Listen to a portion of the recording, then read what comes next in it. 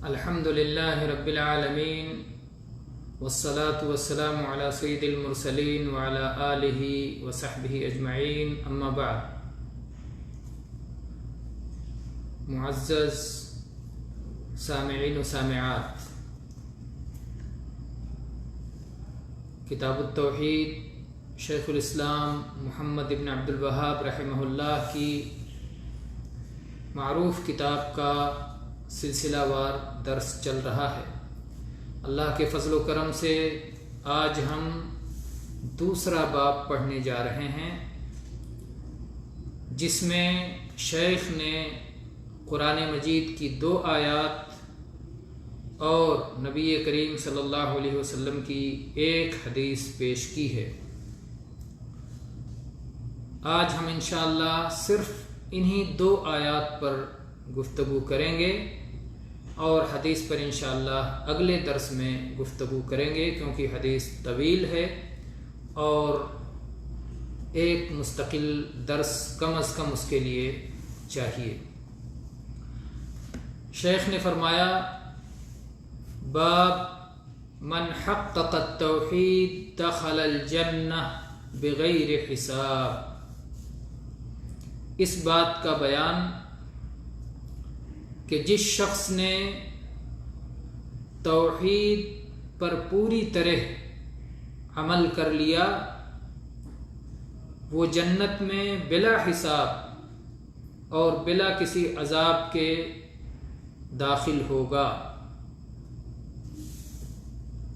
یہ گویا جب شیخ نے توحید کی فضیلت بیان کی پچھلے باب میں، تو یہاں ایک مزید فضیلت بیان کی کہ جس میں یہ بات پوری طرح واضح ہو گئی کہ کبھی کبھی توحید مکمل ہوتی ہے اور کبھی کبھی توحید میں نقص اور خلل ہوتا ہے. تو جس شخص نے اپنی توحید کو مکمل کر لیا، خالص کر لیا، ہر طرح کی ملاوٹ سے، وہ ملاوٹیں، وہ آمیزشیں جو خلل انداز ہوتی ہیں توحید میں، شرک کی ملاوٹ نہ ہو توحید میں، بدعتوں کی ملاوٹ نہ ہو توحید میں، معصیت اور نافرمانی کی ملاوٹ نہ ہو توحید میں، بلکہ انسان اطاعت پر قائم ہو، سنت پر قائم ہو، توحید پر قائم ہو. اگر وہ ان ملاوٹوں سے پاک خالص توحید پر پوری طرح قائم ہے تو بلا حساب کے جنت میں جائے گا. اور پھر اس کے لیے دلائل ذکر کیے.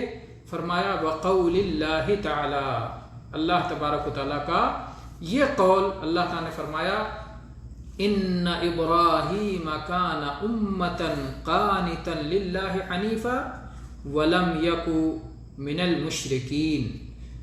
یقیناً ابراہیم علیہ السلام امام تھے، اللہ کے فرما بردار تھے، ہر طرف سے کٹ کے ایک اللہ کے ہو گئے تھے اور وہ شرک کرنے والوں میں سے نہیں تھے. آپ غور کریں کہ اس آیت میں اللہ تبارک و تعالیٰ نے اپنے خلیل امام الموحدین ابراہیم علیہ السلام کی 4 صفات کو بیان کیا ہے، جن کے ذریعے توحید کی تکمیل ہوتی ہے، جن کے ذریعے توحید مکمل ہوتی ہے. پہلی صفت یہ ہے کہ آپ امت تھے. کان امہ، ابراہیم علیہ السلام امت تھے. امت کے معنی ہوتا ہے امام. امام کس کو کہتے ہیں؟ امام وہ شخص جس کو پیشوا بھی کہتے ہیں. پیشوا کس کو کہتے ہیں؟ جو آگے رہے، باقی لوگ اس کے پیچھے پیچھے چلیں، جو نمونہ ہو، جو آئیڈیل ہو، جو لوگوں کو خیر کی تعلیم دیتا ہو، لوگوں کو خیر کا حکم دیتا ہو. تو ابراہیم علیہ السلام یہ امام تھے، خیر کی تعلیم دینے والے تھے، خیر کی دعوت دینے والے تھے، خیر کے معاملے میں اسوہ تھے. وہ آگے آگے تھے اور سب خیر میں ان کے پیچھے پیچھے ہیں. اور امامت اللہ تبارک و تعالیٰ کسی کو کب عطا فرماتا ہے یہ قرآن پاک میں اللہ تعالیٰ نے بتا دیا ہے کہ جب کوئی شخص صبر اور یقین ان دو درجوں کو مکمل کر لیتا ہے تو اللہ تبارک و تعالیٰ اسے امام بنا دیتا ہے۔ اللہ تعالیٰ نے فرمایا وَجَعَلْنَا مِنْهُمْ أَئِمَّةً يَهْدُونَ بِأَمْرِنَا لَمَّا صَبَرُوا وَكَانُوا بِآيَاتِنَا يُوقِنُونَ، اور ہم نے ان لوگوں میں سے کچھ لوگوں کو امام بنا دیا، پیشوا بنا دیا، لوگوں میں آگے رہنے والا بنا دیا، لوگوں کو ان کے پیچھے چلا دیا۔ کب؟ لما صبروا، جب وہ حق پر ڈٹے رہے، وَكَانُوا بِآيَاتِنَا يُوقِنُونَ، اور انہیں ہماری آیات پر پورا یقین تھا۔ تو صبر اور یقین، ثابت قدمی اور ڈٹ جانا، اور کسی قسم کے شک و شبہ میں نہ پڑنا بلکہ پوری طرح سے یقین پر قائم رہنا، صبر اور یقین یہ دو چیزیں ہیں جو انسان کو امامت کا مستحق بناتی ہیں، جو انسان کو امامت کا درجہ دیتی ہیں۔ تو پہلی صفت اللہ تعالیٰ نے ابراہیم علیہ السلام کی یہ بتائی کان امہ، کہ ابراہیم علیہ السلام امام تھے۔ دوسری صفت اللہ تعالیٰ نے فرمایا، اللہ تعالیٰ نے یہ بتائی قانتا للہ، اللہ کے ہمیشہ ہمیشہ فرما برداری کرنے والے تھے، کبھی اللہ کی اطاعت سے ہٹنے والے نہیں تھے، فرما برداری ہی پر ہمیشہ لگے رہتے تھے، نافرمانی کی طرف نہیں جاتے تھے۔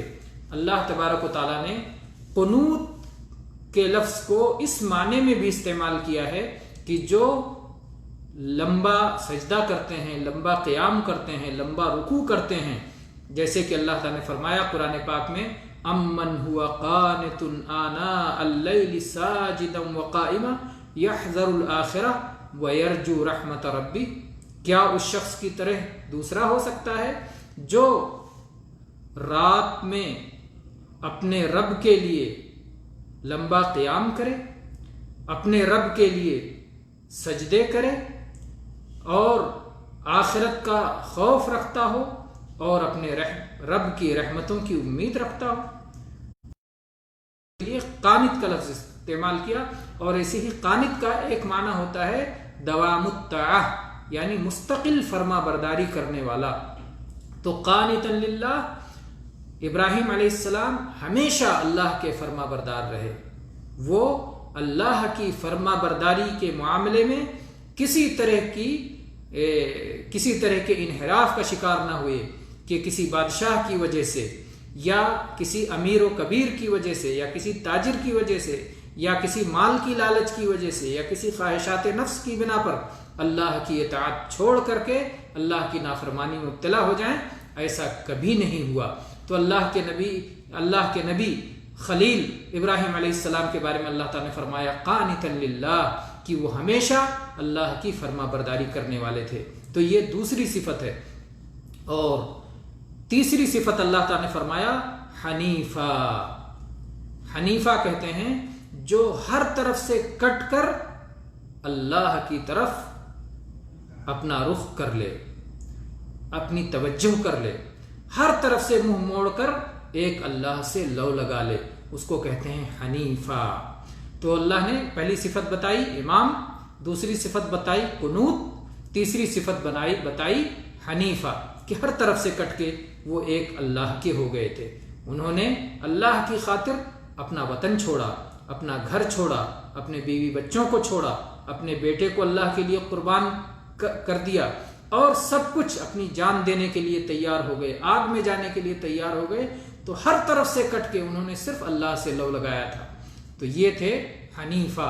پھر اللہ تعالیٰ نے چوتھی صفت بتائی وَلَمْ يَكُ مِنَ الْمُشْرِكِينَ، اور وہ مشرکوں میں سے نہیں تھے، ان کے ہاں کچھ بھی شرک نہیں تھا، نہ چھوٹا شرک تھا نہ بڑا شرک تھا۔ وہ اپنی توحید میں، اپنی اخلاص میں، اپنی صداقت میں کامل اور مکمل تھے۔ شرک سے دوری میں وہ پوری طرح سے کامل اور مکمل تھے، بری تھے، شرک سے لا تعلق تھے، شرک سے بیزار تھے۔ آپ دیکھیں اللہ تعالیٰ کی یہ تعریف کا انداز ہے کہ اللہ تعالیٰ نے تعریف کو اس بات پر ختم کیا کہ وہ مشرک نہیں تھے۔ آج لوگوں کو یہ نہیں پتا کہ تعریف کا طریقہ کیا ہوتا ہے۔ اللہ کی تعریف کا طریقہ یہ ہے کہ آدمی مشرک نہیں ہے، یہ آدمی توحید والا ہے، یہ اللہ کے لیے اخلاص والا ہے، یہ اللہ کا فرما بردار ہے۔ آج تعریف کے مختلف انداز بنا لیے گئے ہیں جو کہ قرآن کے معیار کے مطابق نہیں، اللہ کے معیار کے مطابق نہیں ہیں، اور یہی وجہ ہے یہ 4 صفات وہ عظیم الشان صفات ہیں جن کی وجہ سے توحید کی تکمیل ہوتی ہے اور توحید پر عمل مکمل ہوتا ہے۔ اور اسی لیے اللہ تبارک و تعالیٰ نے قرآن پاک میں فرمایا قد کانت لکم اسوۃ حسنۃ فی ابراہیم والذین معہ، کہ تمہارے لیے ابراہیم علیہ السلام میں اسوہ اور نمونہ ہے، اور ان لوگوں میں جو ابراہیم علیہ السلام کے ساتھ تھے۔ ابراہیم علیہ السلام کے ساتھ کون تھے؟ ابراہیم علیہ السلام کے ساتھ وہ لوگ تھے جو ابراہیم علیہ السلام کے دین پر تھے، یعنی ان کے ساتھی انبیاء، ان کے ساتھی رسول جو ان کے دین پر تھے اور جو توحید پر تھے اور جو توحید کے داعی تھے اور جو توحید کے معلم تھے۔ تو ابراہیم علیہ السلام اور سارے انبیاء کرام یہ پوری طرح سے توحید پر تھے اور پوری طرح سے شرک سے بیزار تھے۔ اسی طرح سے اللہ تبارک و تعالیٰ نے آگے فرمایا اذ قالوا لقومهم انا براء منكم ومما تعبدون من دون الله كفرنا بكم وبدا بيننا وبينكم العداوة والبغضاء ابدا حتى تؤمنوا بالله وحده الا قول ابراهيم لأبيه لأستغفرن لك وما املك لك من الله من شيء ربنا عليك توكلنا وإليك أنبنا وإليك المصير۔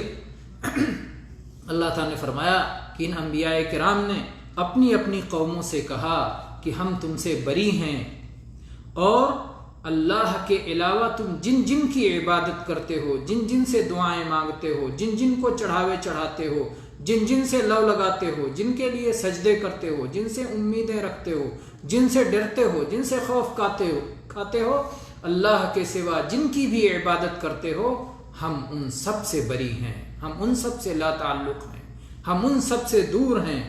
ہم نے تمہارا انکار کیا، تمہارے دین کا انکار کیا، تمہارے دین پر، شرک والے دین پر ہم نہیں ہیں، اور ہمارے اور تمہارے درمیان بغض و عداوت اور دشمنی ظاہر ہے یہاں تک کہ تم ایک اللہ پر ایمان لاؤ۔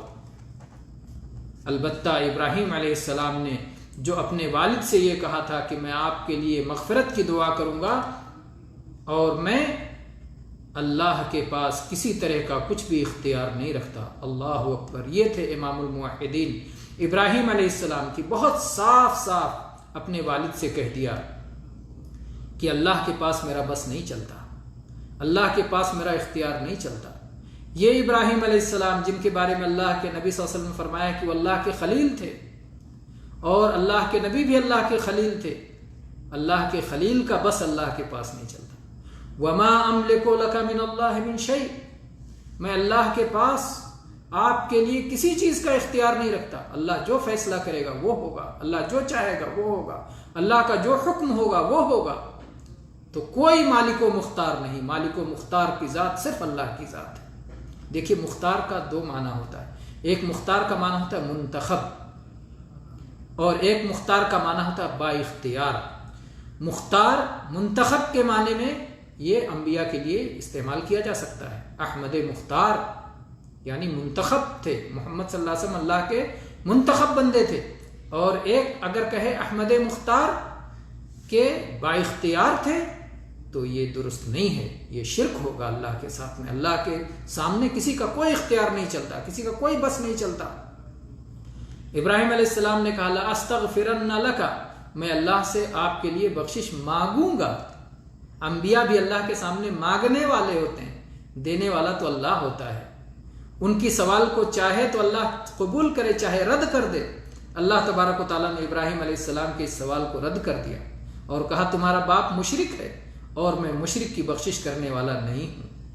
اور ابراہیم علیہ السلام نے جو یہ وعدہ کر لیا تھا، اللہ تعالیٰ نے قرآن پاک میں اس کا ذکر کیا ہے کہ ابراہیم علیہ السلام نے یہ وعدہ کر لیا تھا، اس لیے دعا کی، لیکن یہ دعا اللہ نے قبول نہیں کی۔ بہرحال اس کے بعد میں اللہ تعالیٰ نے ان انبیاء کے تعلق سے کہا کہ انبیاء کہتے ہیں ربنا علیک توکلنا، اے ہمارے رب ہم تجھ پر ہی بھروسہ کرتے ہیں، تجھ پر ہی توکل کرتے ہیں، وَإِلَيْكَ أَنَبْنَا، اور تیری ہی طرف ہم رجوع کرتے ہیں، وَإِلَيْكَ الْمَصِيرُ، اور ہمیں اس بات پر یقین ہے کہ یا اللہ تیری ہی طرف لوٹ کے آنا ہے، تیری ہی طرف ٹھکانا ہے۔ اور اس کے بعد ابراہیم علیہ السلام کے تعلق سے اللہ تعالیٰ نے قرآن مجید میں، یہ تو رہی سورہ جو ہے سورہ ممتحنہ کی آیت، اور اگلی سورہ مریم میں اللہ تعالیٰ نے ابراہیم علیہ السلام کے بارے میں فرمایا کہ انہوں نے اپنے باپ آزر سے کہا وَأَعْتَزِلُكُمْ وَمَا تَدْعُونَ مِن دُونِ اللَّهِ، اور میں تم سے الگ ہوتا ہوں اور اللہ کے سوا تم جن جن کی عبادت کرتے ہو میں ان سب سے الگ ہوتا ہوں، وَأَدْعُو رَبِّي، اور میں تو صرف اپنے رب کو دعا کرتا ہوں، وَأَدْعُو رَبِّي، میں صرف اپنے رب سے دعا مانگتا ہوں، میں صرف اپنے رب کو پکارتا ہوں، میں صرف اپنے رب ہی کی عبادت کرتا ہوں۔ دعا جانتے ہیں، دعائے عبادت، دعائے سوال، دعا میں دونوں چیزیں شامل ہیں۔ جب آپ کہتے ہیں اللہ اکبر تو یہ دعائے عبادت ہے، اور جب آپ صلاح پڑھتے ہیں تو یہ دعائے عبادت ہے، جب آپ صوم اور رکھتے ہیں، زکوٰۃ دیتے ہیں تو یہ دعائے عبادت ہے۔ وَأَدْعُو رَبِّي، میں اپنے رب ہی کی عبادت کرتا ہوں، وَأَدْعُو رَبِّي، میں اپنے رب ہی کو پکارتا ہوں، میں یا اللہ ہی کہتا ہوں، یا اللہ کے سوا میں کچھ نہیں کہتا۔ تو یہ ابراہیم علیہ السلام کہہ رہے ہیں کہ تم اللہ کو چھوڑ کر دوسروں کو پکارو، یہ تمہارا شرکیہ عمل ہے، لیکن میں موحد ہوں اور میں موحدوں کا امام ہوں، میں صرف ایک اللہ کی دعوت دینے والا ہوں، ایک اللہ کو پکارنے والا ہوں۔ وَأَدْعُو رَبِّي، میں تو صرف اپنے رب کو، اپنے مالک کو پکاروں گا۔ عَسَىٰ أَلَّا أَكُونَ بِدُعَاءِ رَبِّي شَقِيًّا، مجھے امید ہے کہ میں اپنے رب کے پکارنے میں کبھی بدبختی کا شکار نہیں ہوں گا۔ میں اپنے رب کو پکارتا ہوں، میرا رب میری پکار کا جواب دیتا ہے، اور جو اللہ کو چھوڑ کے دوسروں کو پکارتے ہیں ان میں یہ طاقت کہاں ہے کہ وہ ان کی پکار کا جواب دے سکے؟ اگر وہ جمادات میں سے ہیں، پتھروں میں سے ہیں، یا حیوانات میں سے ہیں، یا اسی طرح سے پیڑ پودوں میں سے ہیں، ان کی کیا طاقت ہے؟ اور اگر انسان ہیں، مر گئے تو مرنے کے بعد وہ کسی کی نہیں سن سکتے، ان کو یہ بھی نہیں پتا کہ وہ دوبارہ کب زندہ ہوں گے، وہ تو اپنے آپ کو موت سے نہیں بچا سکے۔ میں تو اس زندہ کو پکارتا ہوں جس پر کبھی موت آنے والی نہیں، اللہ الحی القیوم۔ موت تو بڑی بات ہے، اس کو تو اونگ بھی نہیں آتی، اس کو تو نیند بھی نہیں آتی، وہ ہمیشہ زندہ ہے اور بھرپور زندگی اسے حاصل ہے، جس زندگی میں تھکاوٹ کا بھی گزر نہیں۔ اونگ اور نیند تو دور کی بات ہے، موت تو بہت دور کی بات ہے۔ اللہ موت سے پاک ہے، اونگ سے پاک ہے، نیند سے پاک ہے۔ ہم اس رب کی عبادت کرتے ہیں، اس کو چھوڑ کر ایسے لوگوں کی عبادت نہیں کرتے جنہیں نیند کی ضرورت ہو، جنہیں اونگ آتی ہو، جنہیں موت آ جائے، وہ ہماری عبادت کے مستحق نہیں ہیں۔ وَأَدْعُو رَبِّي، میں صرف اپنے رب کو پکاروں گا، میں صرف اپنے رب سے دعا کروں گا۔ عَسَىٰ أَلَّا أَكُونَ بِدُعَاءِ رَبِّي شَقِيًّا، مجھے امید ہے کہ میں اپنے رب سے دعا کر کے کبھی بدبختی کا شکار نہیں ہوں گا۔ فَلَمَّا اعْتَزَلَهُمْ وَمَا يَعْبُدُونَ مِن دُونِ اللَّهِ وَهَبْنَا لَهُ إِسْحَاقَ وَيَعْقُوبَ وَكُلًّا جَعَلْنَا نَبِيًّا، جب ابراہیم علیہ السلام ان سے الگ ہو گئے اور ان کے باطل معبودوں سے الگ ہو گئے تو اللہ کا ان پر فضل ہوا، اللہ تعالیٰ نے انہیں اسحاق علیہ السلام کو عطا کیا، اور اسحاق علیہ السلام کے بعد ان کے بیٹے یعقوب علیہ السلام کو عطا کیا، بیٹا بھی عطا کیا، پوتا بھی عطا کیا۔ اللہ تعالیٰ توحید کی بدولت اولاد سے بھی نوازتا ہے، مال سے بھی نوازتا ہے، درجے اور مقام سے بھی نوازتا ہے، عزت اور سربلندی سے بھی نوازتا ہے، تو یہ سب توحید کی برکتیں ہیں۔ تو اللہ تعالیٰ نے کہا کہ ہم نے ابراہیم علیہ السلام کو اسحاق بیٹا دیا، یعقوب پوتا دیا، اور صرف بیٹا پوتا ہی نہیں دیا، وَكُلًّا جَعَلْنَا نَبِيًّا، اور ہر ایک کو ہم نے نبی بنایا۔ یہ توحید کی برکت تھی، کیونکہ انہوں نے اپنی توحید کو مکمل کر لیا تھا۔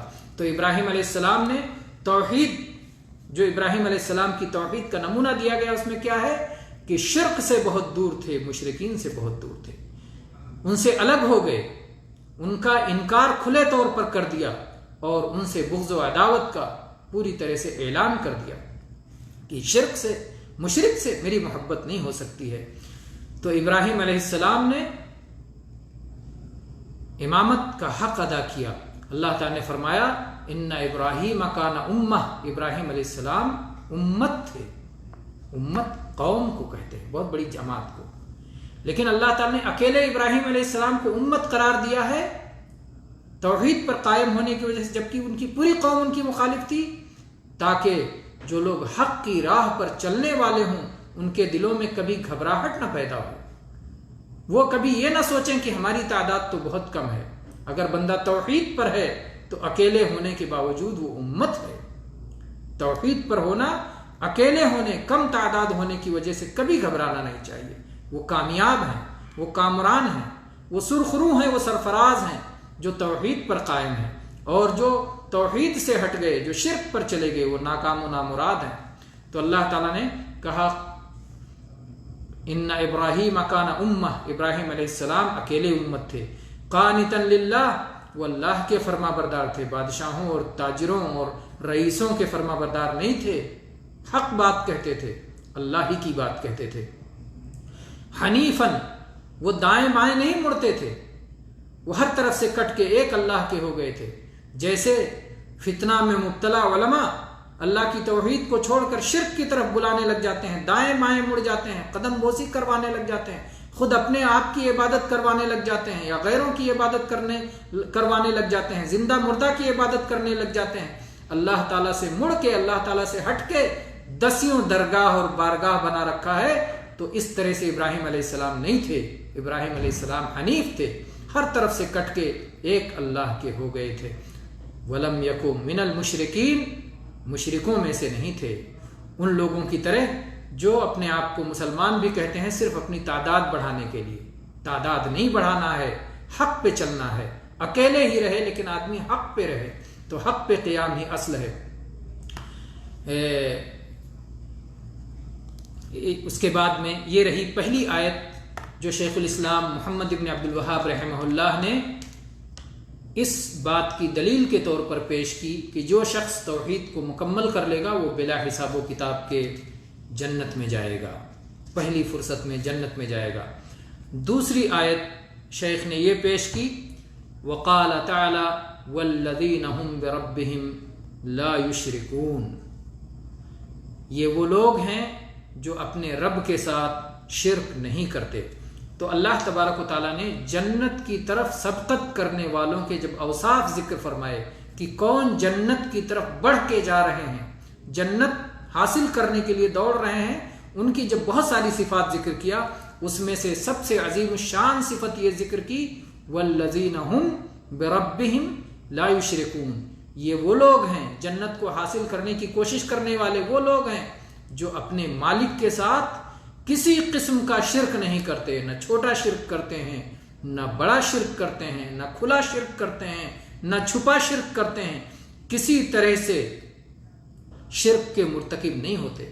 یہ خطرہ ہوتا ہے کہ آدمی شرک خفی کا مرتکب ہو جائے گا، شرک باطن کا، شرک اصغر کا مرتکب ہو جائے گا۔ تو اللہ تعالیٰ نے جنت کی کوشش کرنے والوں کے صفات ذکر کرتے ہوئے کہہ دیا کہ وہ کسی قسم کا شرک نہیں کرتے، اور جب ایک بندہ شرک سے بچ جاتا ہے تبھی اس کا عمل قبول ہوتا ہے، تبھی اس کا عمل درست ہوتا ہے، تبھی اس کا عمل اللہ کی بارگاہ میں حسن و خوبی پاتا ہے، اس کی چمک دمک رونق توحید کی بنا پر ہوتی ہے، قبولیت توحید کی بنا پر ہوتی ہے۔ اگر توحید نہ ہو تو سارے اعمال باطل ہو جاتے ہیں، رائگاں ہو جاتے ہیں، برباد ہو جاتے ہیں، شرک سب کا ملیا میٹ کر دیتا ہے۔ تو اللہ تعالیٰ نے اہل ایمان کی صفت یہ بتائی والذین هم بربهم لا یشرکون، کہ اہل ایمان جنت کو حاصل کرنے کی کوشش کرنے والے، جنت کو چاہنے میں سبقت کرنے والے، مقابلہ کرنے والے، اپنے رب کے ساتھ کچھ بھی شرک نہیں کرتے، بلکہ وہ پوری طرح سے توحید پر قائم رہتے ہیں۔ وہ لا الہ الا اللہ کا اپنے دل سے اور اپنی زبان سے اقرار کرتے ہیں، اور وہ جانتے ہیں کہ لا الہ کہہ کر کے ہم نے شرک سے اپنی براءت اور لا تعلقی کا اعلان کر دیا ہے، اور الا اللہ کہہ کر کے ہم نے توحید کا اقرار کر لیا ہے۔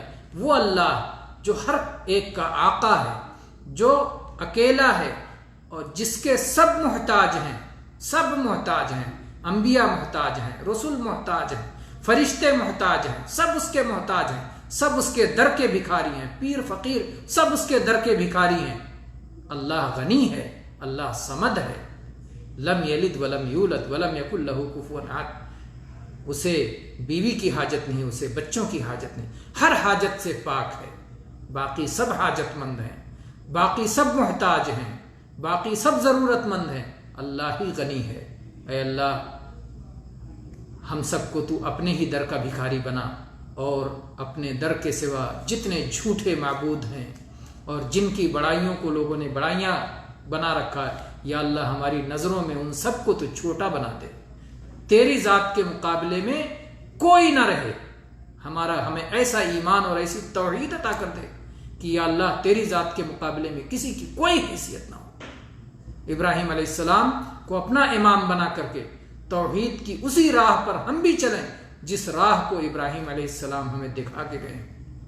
آمین۔